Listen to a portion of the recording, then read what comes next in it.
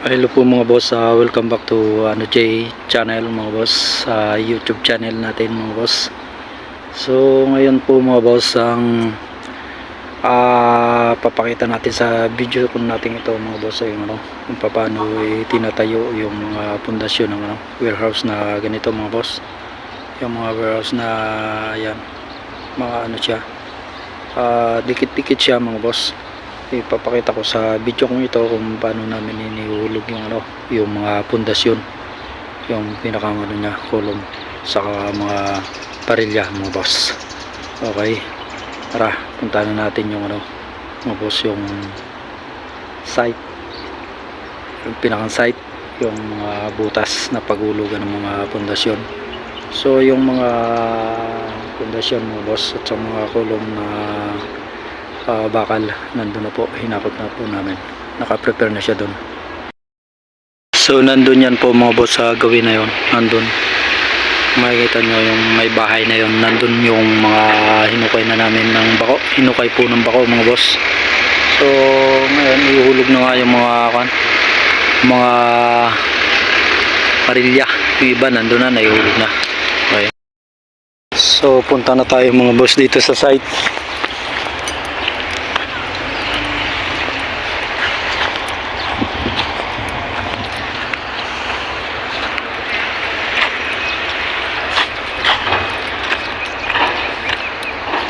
So yan po yung hukay 3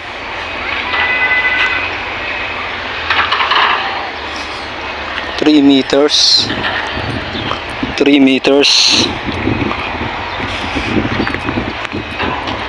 mayroong 4 meters dito sa gawi dito.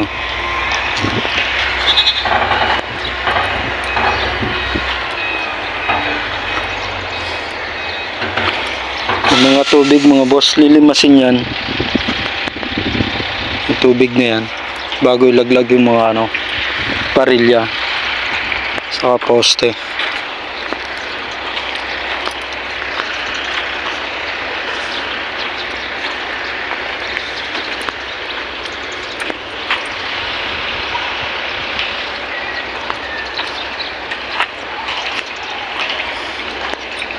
Ito yung panlaglag natin na poste.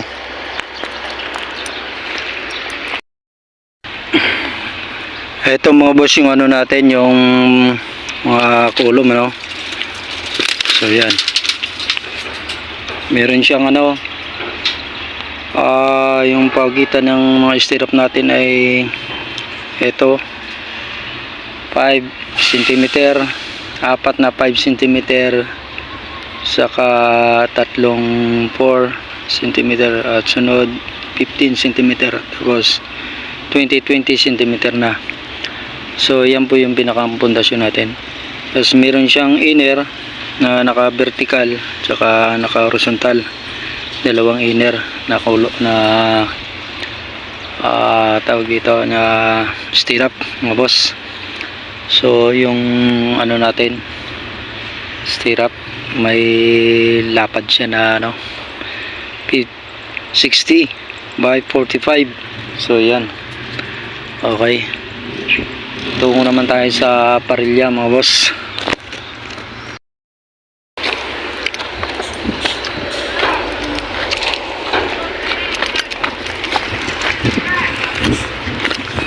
So yan po mga boss yung parilya yan, 2 meters square yan, kwadrado. Ito nga pala mga boss ng hukay, lilimasin yan. Tapos pagka nilimas, tanggalin yung burak, yung malambot na lupa. Pagkatanggal, lalaglagan ng gravel bed, ika nga. Tapos spacer, kailangan nakakawang yung parilya natin, mga 20 yan. Tapos yung kapal ng buhos natin makapal siya, mga 70 or 80 yung kapal. Okay, tara. So mga boss, nandiyan naman tayo sa fabrication po ng river works ng column po mga boss. So nakahangir para hindi tayo mahirapan magtali. Tapos ang bakal natin po mga boss ay 16mm, ang stirrup natin ay 10mm. Ang stirrup natin po mga boss ay tatlong klase, may horizontal pa vertical na inner, yan po mga boss. Okay, at saka pantay-pantay ang mga paa niya para madaling ilaglag dun sa parilya. So ganyan po mga boss. So mga boss, ang area na to ay area ng baluktutan. Diyan binabaluktot niya mga stirrup at mga yung pinakang column, yung poste. So ayan, yung stirrup na tatlong klase. Diyan binabaluktot po mga boss. So sa area na yan, malapit sa medyo may hangin tayo para hindi mainitan ng tagabaluktot natin. Okay boss, tungo naman tayo sa buhos po mga boss. Papakita natin yung buhos at saka yung yan po mga boss, nabuhusan na siya. Ang susunod po mga boss dyan ay forma. Pagka forma mga boss, bubuhusan, tapos pagkabuhos hanggang sa ilalim lang ng tie beam. Pagka tie beam po mga boss, okay, yan, may buhusan siya. Pagkatapos po mga boss ng forma, bubuhusan hanggang sa ilalim lang ng tie beam. Sunod sa tie beam, CHB laying na po mga boss. Sunod naman po mga boss ay yung nayari na, papakita po. So yan po mga boss, yan pong kuha na yan ay opisina po mga boss, yung pinakang opisina ng warehouse. So may taas yan pong warehouse na yan na 9 meters siya galing sa flooring. So yan, kung uupa ka dyan, uupa ka ng warehouse, yan ma-estimate mo na yung mga gamit na ilalagay mo. So yan po mga boss, may mga bintana siya, yan, may mga bintana bawat span. So yung lapad niya mga boss, yung lapad niya ay 580 bawat span. Ngayon, so sa partial na sukat mga 20 meters yan po mga boss yung lapad niya. Tapos yung haba niya po mga boss, yung haba niya 11 span na tigsi 6 meters. Ibig sabihin yung haba niya ay 60 meters, 0.6 po mga boss, 0.6 60.6. So yun po yung lapad niya, ang haba niya. Ayan. Okay. So yan naman po yung I-beam, yung pinakang haligi niya. Nakapatong siya diyan, nakabolt siya diyan sa mga boss, sa column na concrete. Yan, nakabolt siya diyan. Pantay lang po yan, hanggang bewang po yung taas yan galing sa flooring. So yan po mga boss, kung uupa ka dyan o halimbawa Shopee, o yan, mapapag-aralan mo kung paano mo i-arrange yung mga gamit mo dyan. So yung warehouse na yan po ay Shopee, pwedeng upahan ng mga Shopee. So yan po mga boss, may flooring na siya. So ganyan. So yan yan, matibay po ang warehouse na yan kasi malalaki yung bakal at matibay ang buhos. Galing po sa ready mix, 4,000 PSI ang pinakang halo niya. Yung PSI niya matibay, at yung mga hollow block na ginamit po mga boss ay load bearing, semi load bearing number 5 po mga boss. So yan yan yung mga column niya.